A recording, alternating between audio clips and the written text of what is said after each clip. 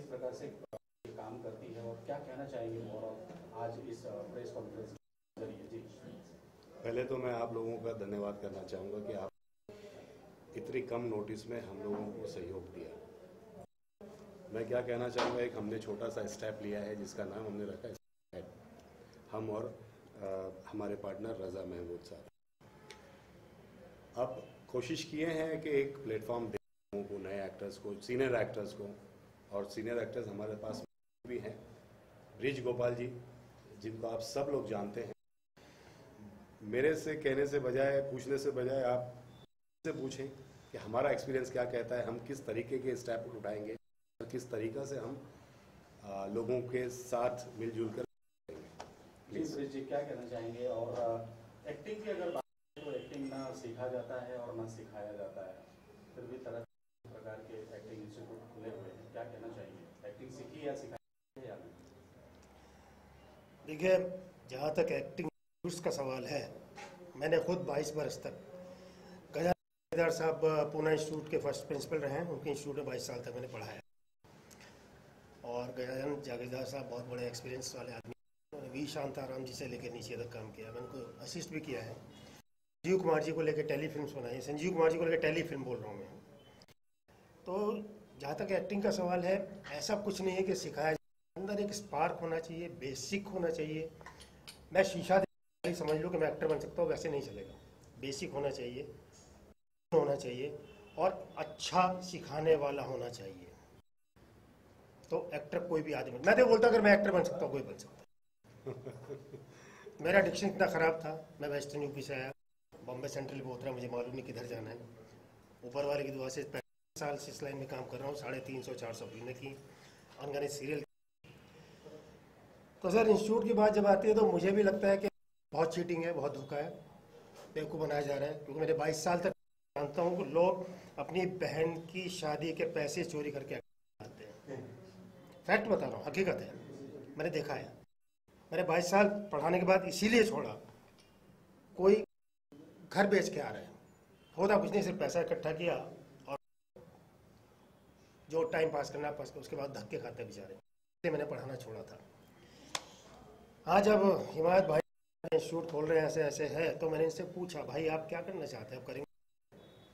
और भी 200 इंस्टीट्यूट है, वो क्या कर रहे हैं, आप भी वही करने वाले हैं क्या? देखिए, जिस तरह से इन्होंने मुझे एक्सप्लेन किया, जैसे इनकी भावना की, रजा साहब से पहली बार मिला हूँ, लेकिन इनके बारे में सुन चुका। हिमायत भाई को मैं बहुत पुराने जानता हूँ, उन्होंने काम बहुत किया है, ये बेहतरीन इंसान है। और एक जो इतना अच्छा इंसान है, उससे उम्मीद ये की जाती है कि वो जो आने हैं उनको अपने बच्चों की तरह तालीम देगा, दूसरों को देगा, दूसरे टीचर्स को बुलाएगा, अपने साथी एक्टर्स को बुलाएंगे जो अपने एक्सपीरियंस उससे शेयर करेंगे, और एक अच्छी तालीम के बाद यहाँ से अच्छा प्रोडक्ट ये बाहर निकालेंगे। मेरी शुभकामनाएं हैं, और कुछ भी मैं साथ इनका दे सकता हूँ, मैं इसके लिए तैयार हूँ। लेकिन ये दुआ है अच्छे स्टूडेंट्स यहाँ से बाहर जाएं और ये लोग पूरी कोशिश करें उस बढ़ाने की जो ये उनसे कर रहे हैं। बिल्कुल बिल्कुल।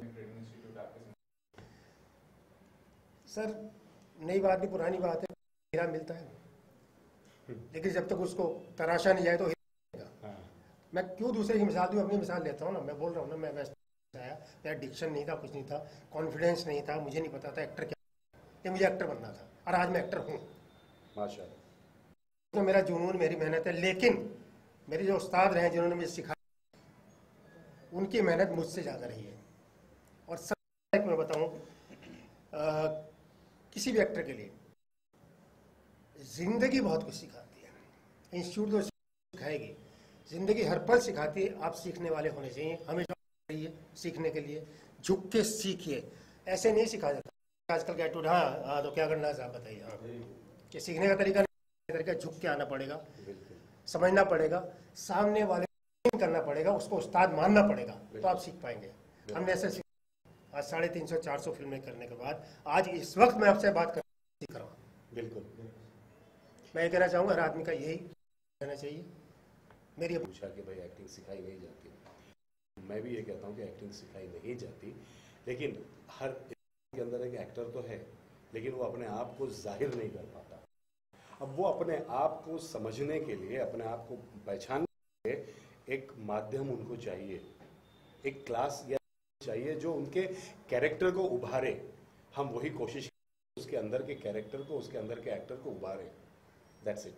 सिखा नहीं रहे हम, उसके अंदर का कॉन्फिडेंस जो बैठा हुआ है एक्टर का, वो हम निकालना चाहते हैं। That's it.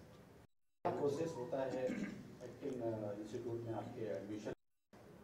छोटा बड़ा अंधा लंगड़ा लूला कोई भी आता है, उसको पैसे लेकर एडमिशन दे दिया जाता है, जबकि उनको पता है ये बन पाएगा, फिर भी उसको एडमिशन दे दिया जाता है। तो क्या प्रोसेस है और क्या इस पे कुछ फोकस है कि भाई ऐसे बच्चों को नहीं लिया जाता जो एक्टर नहीं बन पाते? जी, मैं यही कहना चाहूँगा, एक शेर है कि मेरे बारे में अभी कायम ना कीजिए, मेरे बारे में अभी कोई राय कायम कीजिए, अभी मुझे देखा है परखा नहीं है।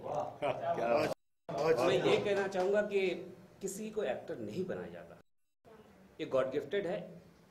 हिमायत भाई ने कहा कि एक्टिंग के अंदर है, एक्टर अंदर है मौजूद, लेकिन उसको प्लेटफॉर्म नहीं मिलता, सही तालीम नहीं मिलती, बेसिक चीज़ें नहीं मालूम, तो ये एक्टिंग किसी को एक्टर नहीं बना सकता।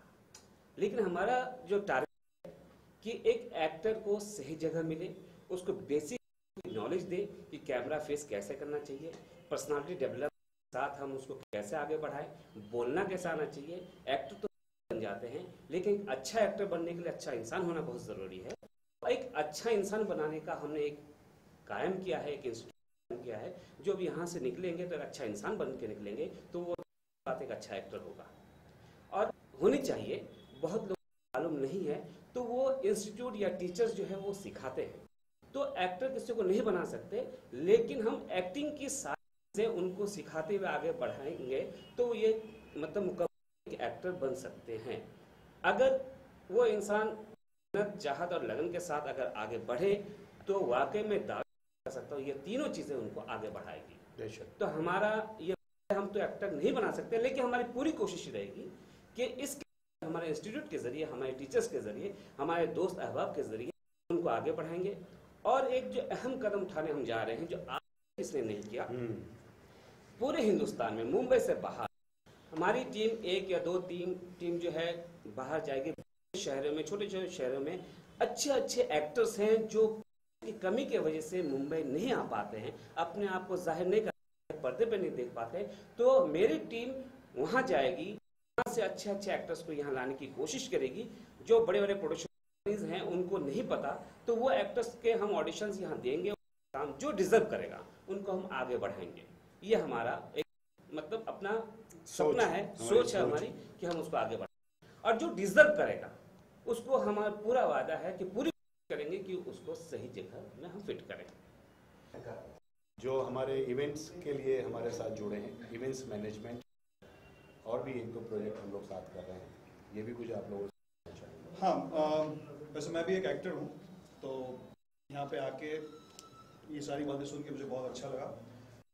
मैं भी कुछ इसलिए कहना चाहूँगा कि ये जो पागलपन की हम बात कर रहे हैं, लोग ये बेच के आ जाते हैं, वो बेच के आ जाते हैं, मेरे मन में कभी ऐसा नहीं था। इसलिए मैं लोगों को ये कहना चाहता हूँ कि जो भी एक्टर बनना चाहता है कि एक रात में कभी भी किसी कुछ नहीं होता है। There is no overnight success. अगर वो होता भी है तो पीछे भी एक कहानी होती है। और जैसे डॉक्टर हो, इंजीनियर हो गया, वैसे एक्टिंग को भी एक एज अ प्रोफेशन ट्रीट किया। टाइम पास नहीं है, सिर्फ टीवी में दिखने के लिए या सीरियल में दिखने के लिए, बड़े पर्दे पे दिखने के लिए अगर आप कर रहे हो तो ज़्यादा लंबा नहीं चलने वाला है। ये एक काम है, अगर आप इसकी पूजा करेंगे, आप इसको सही में मायने में काम समझेंगे तो ये काम जरूर आपको आगे लेके जाएगा।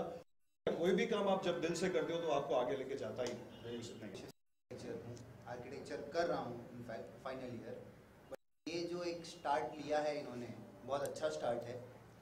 मैं खुद भी आगे ये डिग्री कंप्लीट होने के बाद ही ये चीज़ में आना चाहूँगा, क्योंकि ये चीज़ ऐसी कि एक बार इसको कीड़ा लग गया ये चीज़ का तो फिर निकलता नहीं है। और ये बहुत अच्छा कहा इन्होंने कि अंदर छुपे हुए टैलेंट को निकालेंगे, क्योंकि हाँ, ये मैं कहता हूँ कि बॉर्न एक्टर कोई नहीं होता, उस चीज़ को पॉलिश करना पड़ता है। ठीक है, अब आप कर रहे हो एंड ये चीज़ बहुत अच्छा स्टार्ट लिया है इन्होंने। और वॉइस ओवर और की भी चर्चा की गई है इसमें, तो वॉइस ओवर का क्या टिप और डबिंग का क्या कुछ ऐसा?